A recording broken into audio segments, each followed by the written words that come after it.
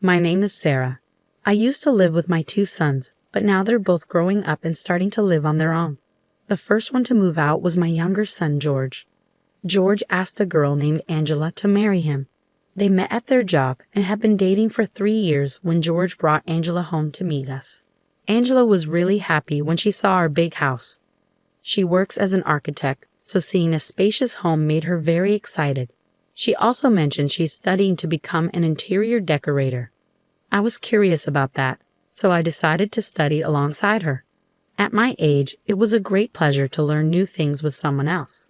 A month after George introduced Angela, my older son Robert brought his girlfriend Karen to meet us. Karen looked noticeably younger than Robert. "Hi. We're planning to get married in 6 months, so get ready for lots of congratulations," she said right away. I tried to stay calm and listen, but she kept talking about money and asking about our house. I couldn't help but wonder if she was only interested in our wealth. Robert didn't say anything to stop her. Instead, he proudly declared, "We'll get married before George does." I sighed quietly, thinking about Robert's competitive nature. Robert and George are only a year apart in age, and I've always tried to treat them equally. But despite our efforts, there have always been people who seemed more interested in Robert, assuming he would inherit more because he's the older brother and our family has money. Surprisingly, some people would put down George by unfavorably comparing him to Robert. Hearing this repeatedly, Robert started believing he had to be better than George just because he was the older brother. As an adult, Robert became fixated on outshining George in everything: grades, number of girlfriends, even number of friends. While I admired his dedication to academics, both George and I were troubled by Robert's constant need to compete, even in areas where it didn't make sense. I'm sure George brought Angela home to one-up me with his fiancée.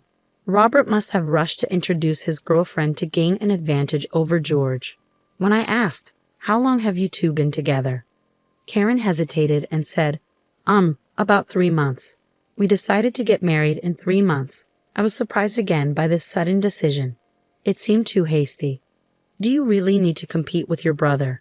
After Karen left, I had a moment alone with Robert and gently said, "Robert, I see your competitive streak coming out again. Wanting to marry before George is one thing, but it doesn't really matter who marries first. And about deciding to marry after just 3 months, do you think that might be rushing things? Maybe you should consider living together first." I chose my words carefully to avoid upsetting him, but it seemed like he thought I was trying to ruin his plans to marry Karen quickly. "What's the deal? You always favored George," he said. "Dad and you never treated me like the older brother." By this, he probably meant we didn't give him special treatment just because he was older, like some other people might have done. We've always tried to treat both sons equally. I've never thought about who's more important. "And are you sure about marrying Karen?" She asked for big gifts and seemed overly interested in our house from the start. Honestly, Karen isn't the type my serious mother would usually like, but she's still the fiancé I've chosen. "Why did you accept George's fiancé so easily and not mine?" Robert complained. "It's because Angela was polite and respectful. Anyone would be wary of someone who doesn't show basic manners," I replied, thinking I was being reasonable. But Robert didn't agree and sighed in frustration. "You really do favor George," he blurted out. "But I'll get married before him," he added defiantly. As his mother, I felt partly responsible for not guiding him better, but I knew I couldn't change his mindset now that he was an adult. Once children grow up, parents aren't obligated to keep controlling their lives. They need to learn to stand on their own. Deciding to stay out of it, I let things happen naturally. Then one weekend while I was studying with Angela, the doorbell rang unexpectedly. To my surprise, it was Karen at the door. I hadn't been informed she was coming, but I invited her in nonetheless. Karen glanced at the study materials on the table and chuckled. "Are you two really studying at your age? Let me guess. Did you both only finish middle school?" Her comment lacked politeness. "And Angela, you're not even married to George yet, right? So you're hanging around here, hoping for an allowance from your mother-in-law," Karen added, stunning Angela. Angela quickly shook her head, clearly taken aback. Knowing Angela well, I was sure she wasn't there for money. I placed a comforting hand on her shoulder and turned to Karen. "Please refrain from making unfounded remarks. Angela and I are studying together. She hasn't asked for, nor have I given her any money. In fact, I know she would refuse even if I offered, I said firmly. Angela nodded vigorously in agreement. She's genuinely polite and wouldn't visit to insult others or discuss money matters. I couldn't understand what Robert saw in Karen that made him consider marrying her. Karen seemed to pick up on my trust in Angela and abruptly finished her tea and cookies, then left quietly. But that wasn't the end of her unexpected visits. Whenever she knew I was with Angela, she would come over mockingly, commenting on how sad it was that we were studying. I began to wonder if Robert had encouraged her to belittle Angela, who was set to marry George. If so, her attempts to mock us only reflected poorly on herself. I couldn't quite grasp her true intentions. But I didn't want Angela to feel uncomfortable anymore. So we stopped studying at my place. Instead, we met at karaoke bars to study, sing, or just hang out at coffee shops. However, when Karen realized Angela wasn't coming over anymore, she remarked, "Finally, the troublesome daughter-in-law-to-be is gone. By the way, you should start thinking about leaving this house too, because once Robert and I get married, we'll be living here." Just when I thought she was satisfied, she made the most absurd statement. She told me to leave the house. Excuse me? This is news to me. I didn't know you and Robert planned to live here. You see, mother-in-law, you've been living comfortably in this house because you were loved by your husband and taken care of by your first son, Robert, right? But now you seem to favor your second son and his wife more than Robert. It's only natural for Robert to want you out and say he can't take care of you anymore. True, Robert stays here a lot, even though he has his own place. I guess he finds it easier with me handling things around the house. George, on the other hand, enjoys cooking for himself since moving in with Angela, because Robert is always here. She probably thinks Robert has taken over the house from my husband, and she called me a parasite because she thinks my husband's travels bring in lots of money, and I'm just living an easy life without working. Don't you get it, Mel? Your husband must have grown tired of you, which is why you suddenly want to study and get a job, right? Well, even if you try at your age, you won't achieve much anyway. I had had enough of Karen's presumptuous remarks. Trying to explain that I was studying for personal growth and not for work seemed pointless. Seeing me silent, she probably thought she had struck a nerve and said aggressively, "Don't interfere in our lives except for weddings and funerals." Honestly, at that moment, I realized I didn't want any relationship with Robert anymore.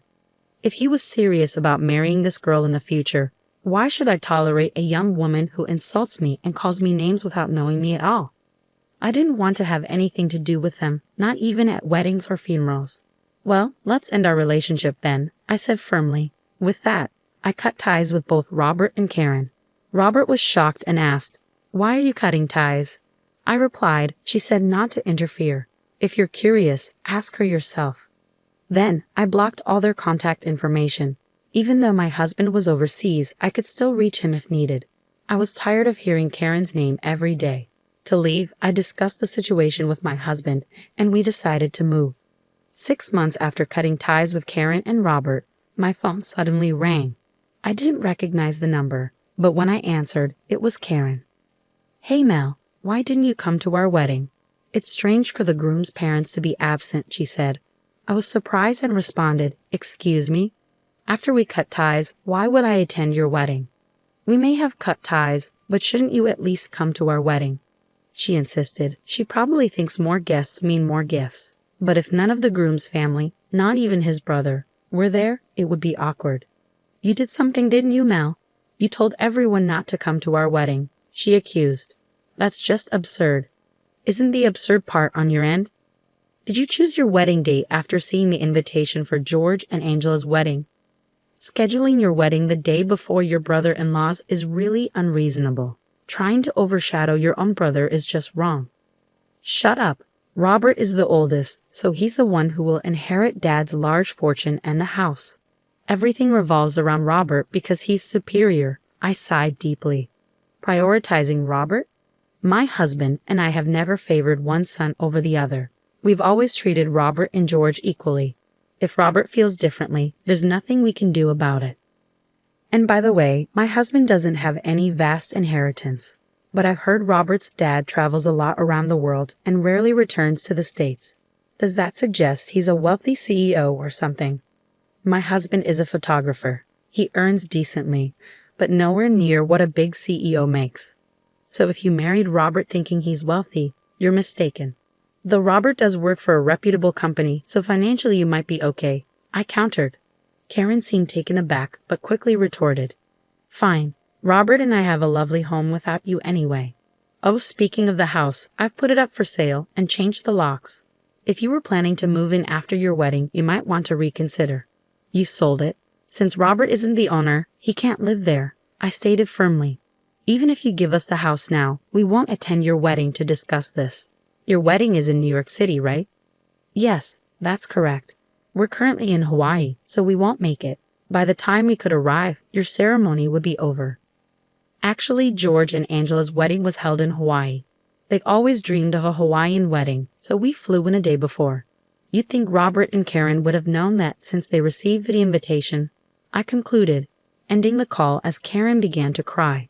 I immediately blocked her number. It's unbelievable that they would reach out after we cut ties with them. While we were celebrating George's wedding, it seems Robert and Karen were having issues back home. Then 3 months after we returned, Karen showed up at my new place. Hey Mal, I heard you gave 5 houses to George's wife. Why didn't you give us anything? Well, you called me a parasite and wanted me out, remember? We've cut ties, so we're basically strangers. I don't give anything to strangers. It seems Karen finally realized that the main breadwinner wasn't my globe-trotting photographer husband, but me. She had foolishly cut ties with someone who has an income from properties worth $3 million, which I inherited or purchased. Now let's undo the disavowment. Let's live together again.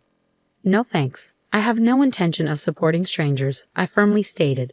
Besides, my uncle and aunt have offered to take you both in. I heard you quit your job, thinking Robert had money, and Robert resigned because of fallout from the wedding, right?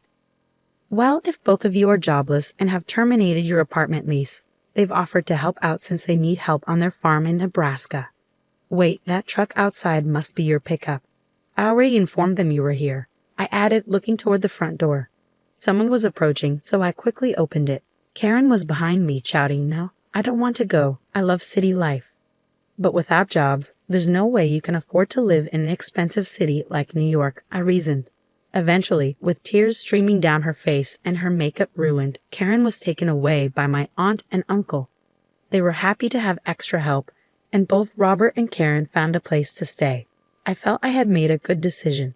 The reason I gave Angela 5 houses was because I trust her to manage them well.